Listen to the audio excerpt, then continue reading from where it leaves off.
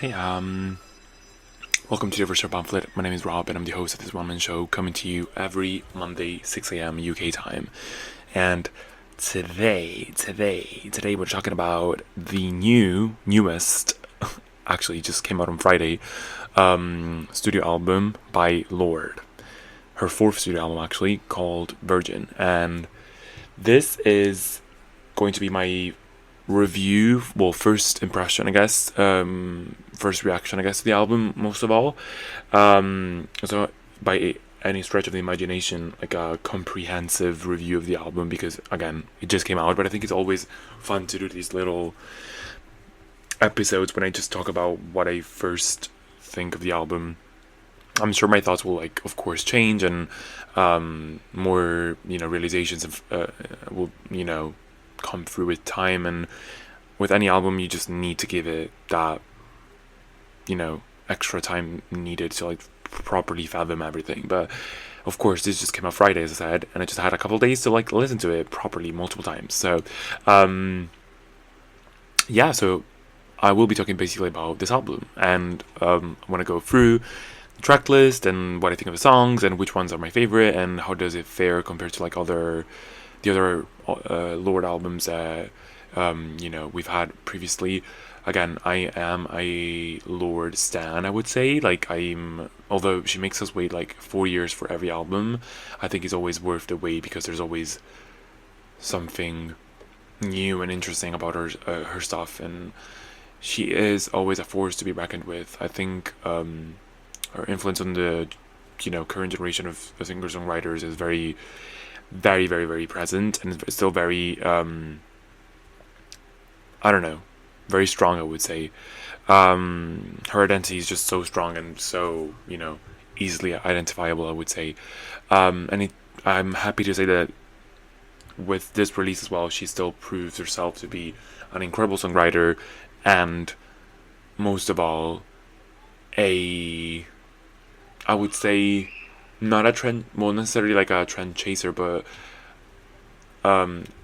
I think she always sets herself apart. That's what I mean. She always is. She does follow some vibes, I guess, here that I've noticed, picked up on, from the Brat soundscape situation, but not necessarily that much. I actually expected it to be more Brat themed, but it's more actually sprinkled rather than very heavily present. So I think she still manages to set herself apart even with this album, and she brings new stuff to her own, legacy, I guess, overall. So yeah, I mean, and also stick around until the end of the episode for more songs of the week, I guess. Some of the songs from this album will be in this playlist of the month, which is basically available on Spotify under the name of the Overshare Pamphlet Songs of the Week -- every any month that we're in, you can find the playlist there, basically. So yeah, so I'll first talk about the album, my thoughts and everything else, and then I'll give you guys a couple of other songs that I really enjoyed this week. So yeah. So again, this is her fourth album, so this is quite and it came out 4 years after Solar Power. And again, the expectations I think for this album were quite high, because I would say Solar Power was not well received, I would say, overall by both the public and the critics, I would say. I mean, I enjoyed it, I have to be honest. Some of the songs in there are still my favorites, but I could see why. I could definitely agree that it wasn't her best, and it wasn't her most appropriate album in terms of the timing of the cultural moment that we were in when it came out. We were during the pandemic. The last thing we wanted was a preacher type of album about how beautiful nature is and all that stuff, and how all that stuff, how to heal yourself with crystals and all that. It was not the moment, I think, for the album to come out. But again, Lorde has had quite an interesting, I would say, journey in music. Pure Heron was commercially her, and still is to this day, the most commercial album she's ever had, and very much critically acclaimed. That Melodrama, I think, still to this day holds as her best album and a timeless record that can never be replaced. It's still the top of my list in terms of overall albums that I'll usually listen to by any artist. So yeah, so that's, impossible to reach or recreate again, and I'm very, aware of that. Solar Power, I think I still personally enjoyed it a lot, and it's a completely different vibe from the previous two. And this is like, in a way, a return to form, but also not really, because it actually, like, I would say I'm very impressed because it accomplishes, two things at the same time. One, I think it recenters her as, this like very emotive songwriter and very, songwriter of a generation, and speaking about young people's experiences and emotional, emotional, I guess, journeys that we all go through as, in our 20s and teens and all that stuff. But yeah, so that definitely, like, calls back on their previous albums, specifically like Pure Heroin and Melodrama. But I think he also managed to bring in new stuff, because this is definitely a more mature album and has a more of a mature take on it than the previous albums. And I think there's more themes that are explored that have not been explored before in other Lorde albums. So yeah, I mean, in a way it is a return to form, because I think sonically you can definitely feel the inspiration by coming from all three of her previous albums, actually. But I think also there's some new elements in the production that sets this album apart, and also the writing, I think, in some instances reminiscent of the other albums, but also quite new and quite, different. And this is the very, very exciting thing about Lorde, is that you'll never know what she's gonna do. Like, she's always able to reinvent her writing style and her soundscape for an album, which is very, very interesting and very artistic, I would say, of her. Like, it's very difficult to find an artist who's like so good at, not to take the term out of her track list, but to shapeshift this consistently, I guess. But yeah, overall, I guess I would say it is a combination of all her previous works in some ways. The writing, to me, most of all, reminds me of Solar Power, actually, in some instances. Like, there's a lot of not necessarily in terms of how it's written per se, more topic wise. Like, she brings in a lot of those mystical references and astronomy references, and she talks about like her Mercury is rising on like is raising and all that stuff, and how she talks about like the crystals and all that stuff, and taking a picture of her aura and all that. Like, there's a lot of references to that come straight from Solar Power, which were not present into any of her previous albums, I would say. So that's definitely like something that carried over and reminded me a lot of that. There are some instances where she talks, like, some of her writing reminds me a lot of Melodrama as well, and when she specifically talks about relationships and all those like breakups that she talks about, and when she starts like reminiscing about previous relationships here in this album. And also there are some instances where I feel that she's in her pure heroine bag when she talks about the city life and all that stuff, and or like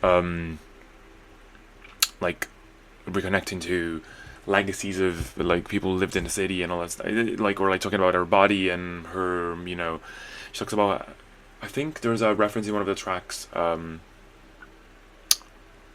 like Grown Woman, I think it was, where she talks about like her acne and all, and like scars in her body and like her white hips, like that. Reminds me so much of Pure Heroin, because she talks a lot about like physical feature. Although when I did my review about Melodrama, like my revisit, I guess, of Melodrama on the podcast, I did set a very important difference there. I think you should go and listen to it. That Melodrama at times feels more like a generational album. Like, he talks about more like she's more representing the generation that she's like she was born in, rather than being super autobiographical. The autobiographical elements came more strongly into Melodrama, I think. And here I think she's again in her Melodrama bag, I guess, where she talks more about her own trials and tribulations, and I would say just like her inner chaos, I guess, overall. But yeah, so that's, I think, overall a great like I guess stylistic choice that she carried over, which is very, it reminds me so much of like melodrama, I guess. So that's really cool. Yeah.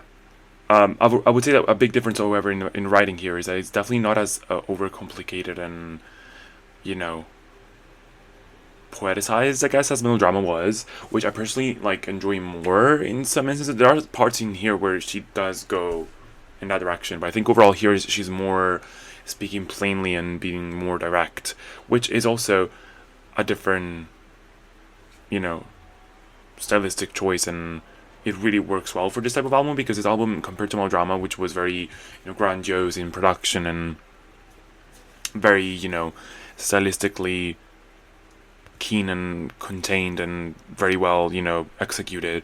This album overall, I think my takeaway is that it's a very confusing in a good way in that sense album, like a lot of chaotic elements going on, and the production is very sparse and more minimalistic, and the writing also complements that in being in that sort of like more chaotic and more sparse, I guess, and direct. Yeah, so that's, I guess, like a new iteration of Lorde that you see here, and I guess it's a good addition to like her legacy overall. I do feel, however, that the solar power elements that she carried over here are a bit of a stinker, I guess, because maybe it's just a personal thing, but whenever she keeps on mentioning about these things about the crystals and like the mercury being raising and all that stuff, I'm like, why? Like, it cheapens the value of the song. Like, you can write about a certain emotion without referencing these things, I think. Like, she was saying, like, my mercury is raising, she's in a very introspective, basically, mood, right? You can write about that in a non-obvious way without making references to horoscopes and all that shit. I think it's a cop-out, like, to just constantly reference these things. Just find an ingenious way to like reference these things, which you do, like she does in this album as well in other parts, so she's definitely capable of doing that. She's done it before also in previous albums.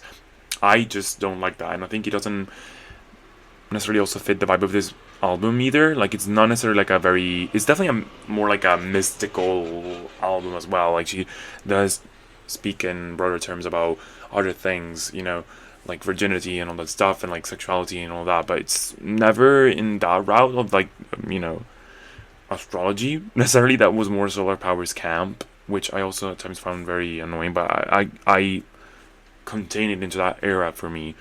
But here I'm just like, sometimes I'm like, girl, whatever, that's a small critique that I usually found in this album sometimes. I was like, I'm over it. But in any other ways, like, the album is like, of course, excellent in writing. I'll go through some of the lyrics while I go through track to track to bring some examples. But yeah, I think you can still in other ways, like, I think the album reminds me of melodrama also in terms of production, maybe. And also thematically, in some ways, it's similar to that. Like, there's a lot of lustful emotions here about, like, hooking up with people and, this, like, almost feral attraction to other people. And also, at the same time, like, whenever that happens, being very introspective and, like, talking, like, having a deep psychosis about love and all that stuff. So that really reminded me of a melodrama, but in other ways, that like, this album is a bit more chaotic and a bit more, I think, even more introspective in melodrama, other than melodrama in some ways, like, because it brings in also other topics like confusing thoughts and experiences of your mid-20s, I would say. Like, for example, she says, I'm ready to feel like I don't have the answer, or pressure of impressing your parents, and like searching for your own growth and maturity and trying to find that, grown version of yourself, and like trying to identify who you want to be, or also just, going through the motions of hating yourself, being confused about your sexuality as well, and your gender identity, all these things that are very common in our generation, I would say, in our age, yeah. And yes, again, as I said, lust and sexuality are very integral parts of this album. Like, you can find a sexual undertone in any of the songs, I think, in most of the songs in this album. So, yeah, even more overtly than melodrama. Like, this is a very sexual album, very grown and very, sometimes, evoking a bit of disgust in the right way, I guess. Like, it makes you wonder, like, what the fuck are you saying?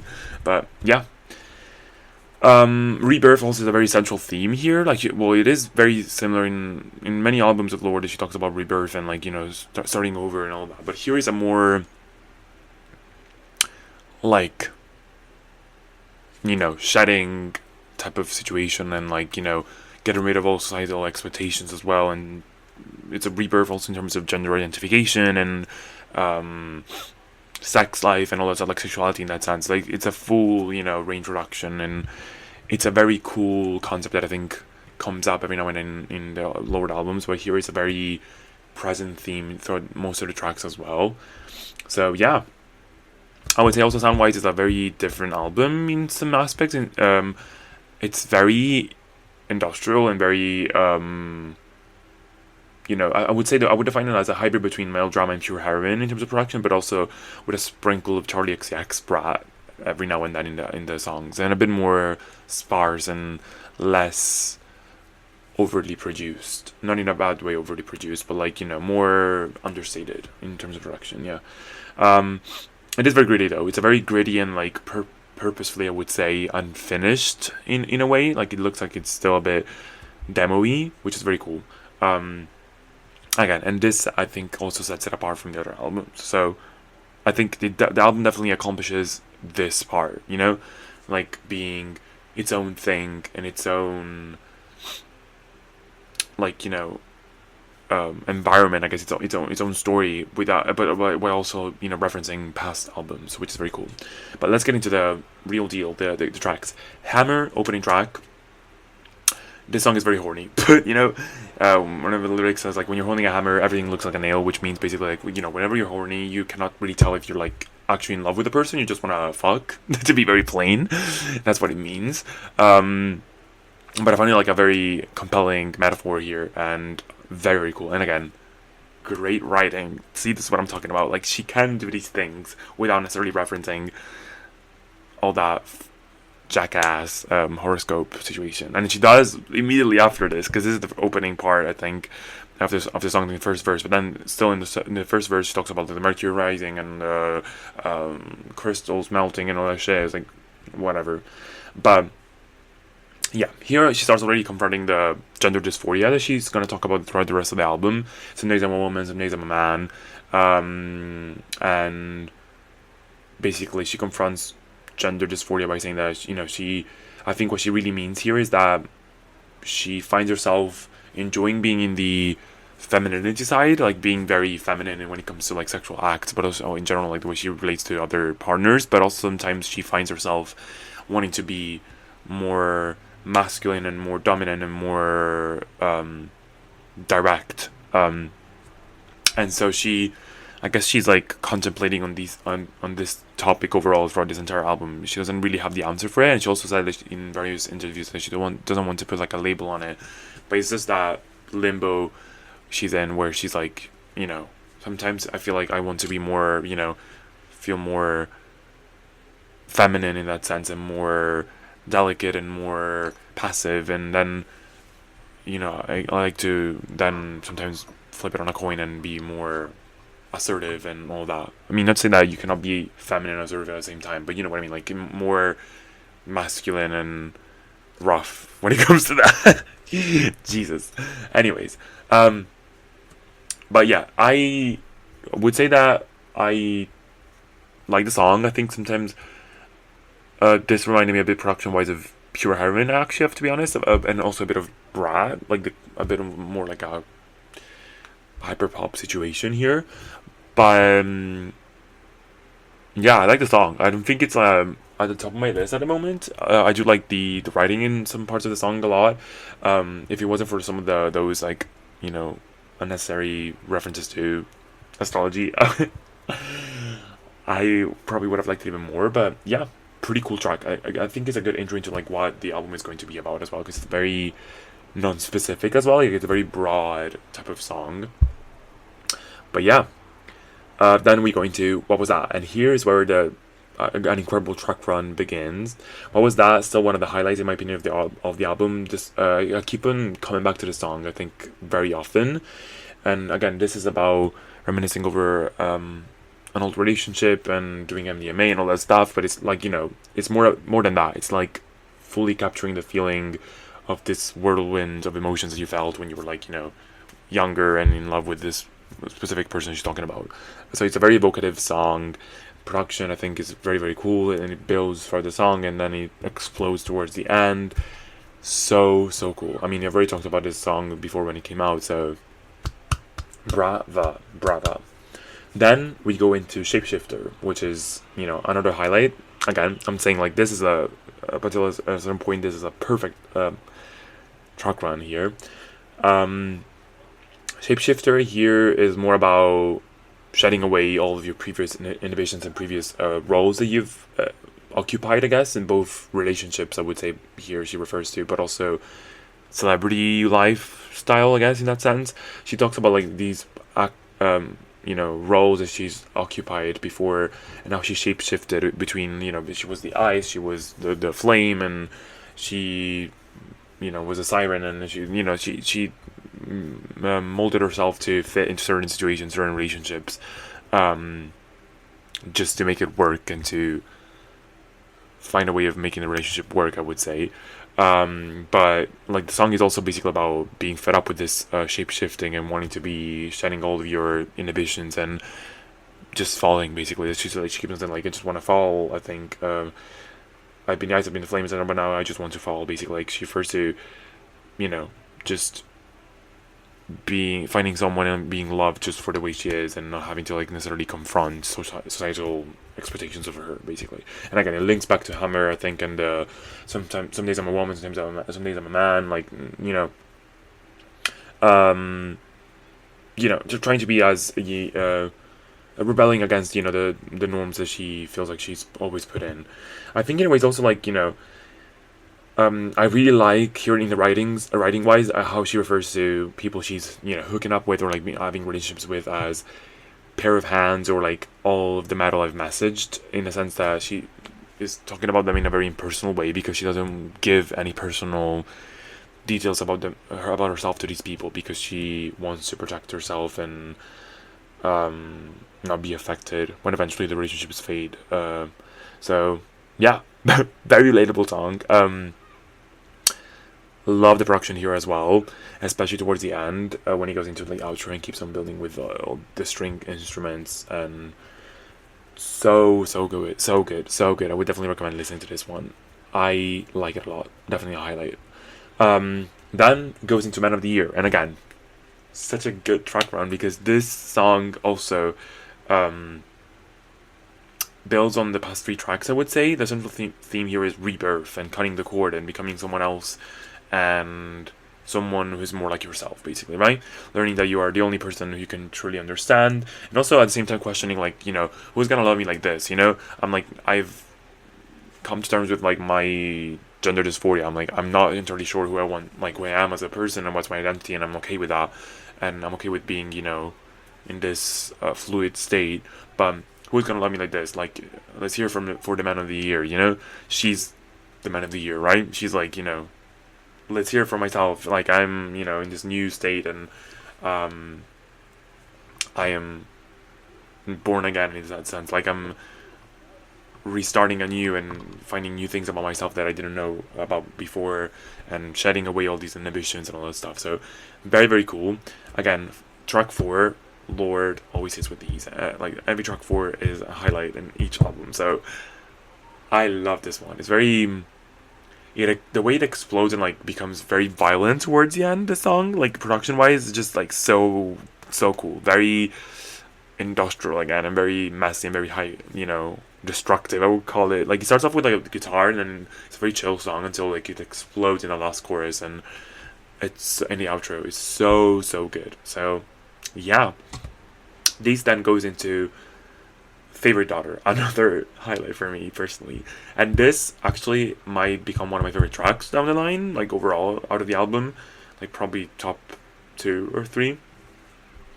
But I'm telling you, slowly climbing up. So this instead talks about her complicated relationship with her father. And again, this is a new theme that she's talking for the first time, I think, in an album, or again in such a deep way. Oh, what was that? What was that? But yeah, I mean, this track is about sort of, it's not necessarily like a negative track, like a negative relationship with her parents, but it's more like, overall thinking about this and saying, you know, basically she talks about how her father was her first fan, and how she grew up to always try and impress him, breaking her back metaphorically, just like and just to be as brave as her mother was, and all the medals I've won for you, she says in the song and multiple times. But then again, like, it's a complicated relationship that we all, I think, have with our parents. So but I guess she's coming to terms with, like, how she behaves as a person, because like she was always trying to impress her parents and her dad specifically all the time, but at the same time how she's very grateful for him always believing in her and helping her find her voice, I guess. So very, very cute track. I like the production here a lot. This reminds me a lot of Pure Heroin, actually, and it also reminds me a bit of like The Bottom by Gracie Abrams a bit.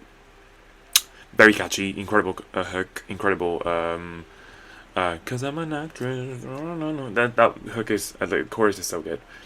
Then this goes into the first low point in the album, I think, for me personally. Current Affairs is tainted for me because of the bloody Pamela Anderson reference that she keeps on talking about, even in interviews. It's not cool. Like, it's not a cool reference. I'm sorry. Like, she talks about watching her sex tape and then seeing her on the screen, all that stuff. Like on the movies and all that stuff. I was like, why are you trying to like bring this up multiple times? Like, it's something that this Pamela Anderson has talked about. It was a very traumatic experience for her, and I don't want to also talk about it myself, because it's a very deprecating, I think, situation. So I don't know why she wants to reference this shit all, like, in the interviews that she's done, and also in the song. The song itself would have been great, I think. Sounds great and it's very evocative, but just like, it's about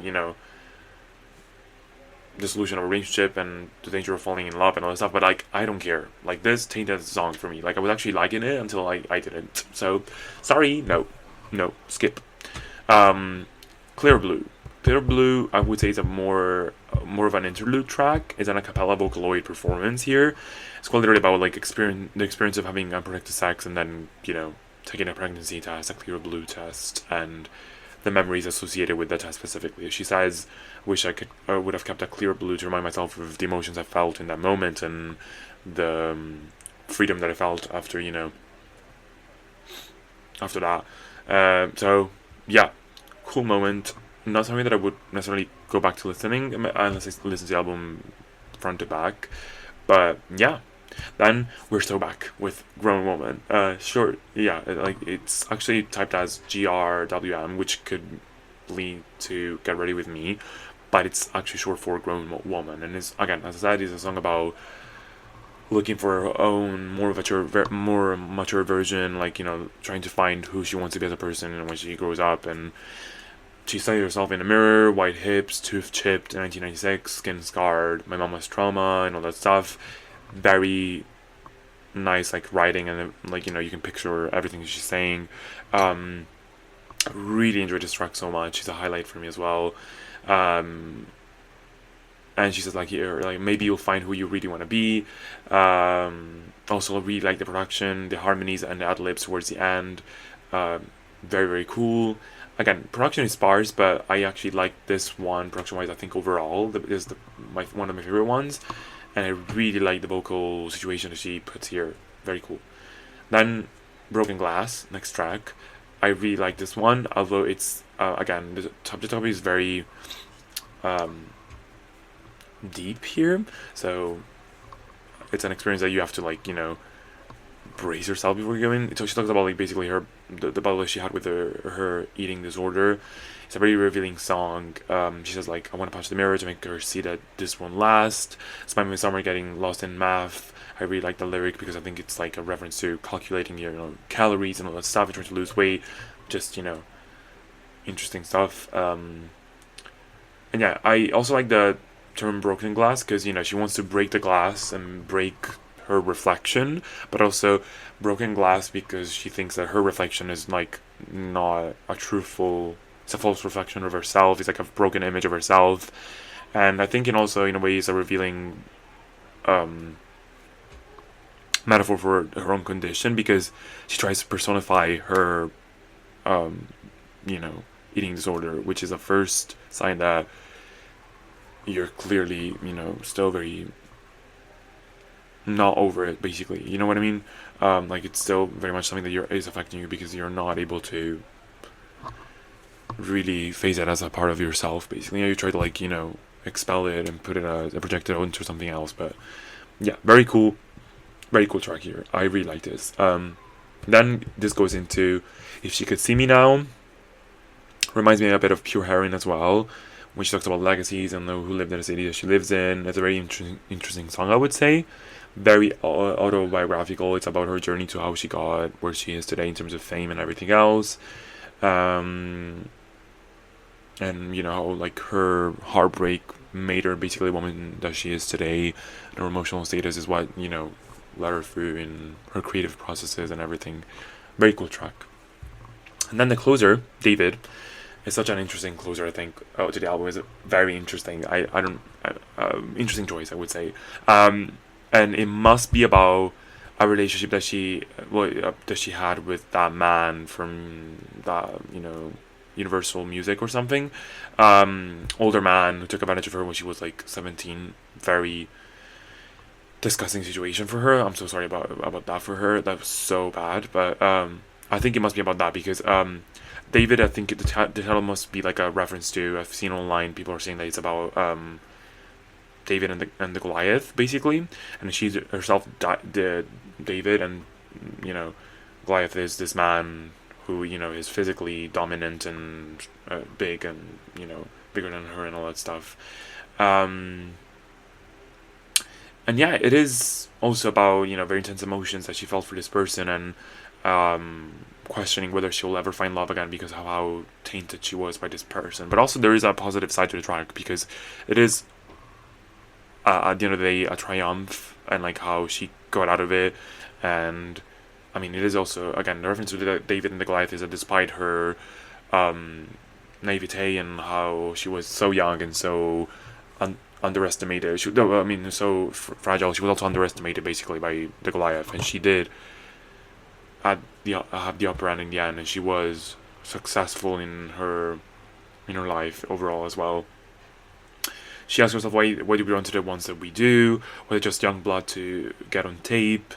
Pure heroine mistaken for featherweight.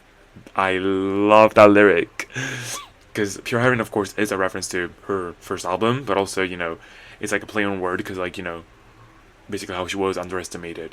Pure heroine as in like a hero, like was mistaken for featherweight for like a nothing, basically for nothing person, like a naive young woman. So yeah, very cool writing here. I really like that. I don't know if I'll be able to listen to this song again like very often because it is very, very, very personal. It's something that I feel very sorry for her about, and like something very raw. It deals with a lot of very raw emotions, so I really have to be like a very specific mood to listen to this song, I think, overall. But yeah, I mean, incredible album. I think is just gonna get better. Just need to like come to terms with that middle of the track situation, but I'm sure I'll fathom even more about the last few tracks the more I listen to it. But I really like it. I think, of course, I mean, Melodrama will always be undefeated. There's no way she's going to be able to top that because that's the perfect album overall. But this is a very good addition to her legacy, an incredible addition to her legacy. I really like that. I like the cover art as well a lot. It's very cool. And Virgin, I mean, the album name is definitely about this theme of rebirth and shedding shedding out of all these expectations and being a new person and like finding yourself again and trying to find yourself and defying, I guess, also slight expectation. So very cool album, very cool, very cool. Now I'll add some of the songs to this to the playlist of the week, of the month, but I also want to add, apart from the Lorde album, Bowling Alley by Audrey Hobart. You might have been, might have heard me talking about the other song that she put out, Sumi. This is her second track ever. Sumi was her first track, her debut. This is her second song, Bowling Alley. So good. Very cute, very acoustic guitar-y, very singer-songwritery. Love the video. Go watch the video about this. Like, I think she was inspired by the Baby music video by Justin Bieber, where they go to the bowling thing. But I really like the writing here. She's a very sort of silly songwriter, but also very deep at times. She can strike that balance very well. So I've never been captured by an artist, like a new artist, this much since forever, I think. But this song is so good. I love it. I really recommend taking a listen, I think. Also, Big Pig, her album 1111, so cool. There are so many tracks in that album that I really, really enjoyed. Perhaps the one I really want to add is 9 to 5, maybe. There are so many good songs here, so I'm not really entirely sure what I'm gonna add in the end from this album, but it's a very, very summery album, I would say. Actually, it really, really goes hard here. Very cool, very, very cool. And yeah, I mean, and then we have All Day Project. I think I do wanna touch upon All Day Project, because I think it's a very, very cool group, a co-ed, so it means that it's a K-pop group. Co-ed means that there's both male and female idols in this group. So very new, very fresh. I think they came in at a perfect time. They've been dominating Korean charts now already, and this was their debut. Their vibe is very interesting. It's definitely hip hop. I just think because they're from the Black Label, same group, same sort of daughter label of YG, which is on the Blackpink label. Sound wise, I think they're really going for that Brazilian funk a bit as well, but also hip hop, of course. And Famous is such a catchy song. Obsessed with it. Very charismatic. I like the guitar, very summery song as well. So, and if you want to feel a bit of a hip hop summer song situation, listen to that. There's a lot of Latin flavor into that song. So yeah, but overall, go listen to Virgin, go listen to these songs, maybe give it a go, and just let me know what you think. And slay. See you next week. Enjoy. Save yourself from the heat, please.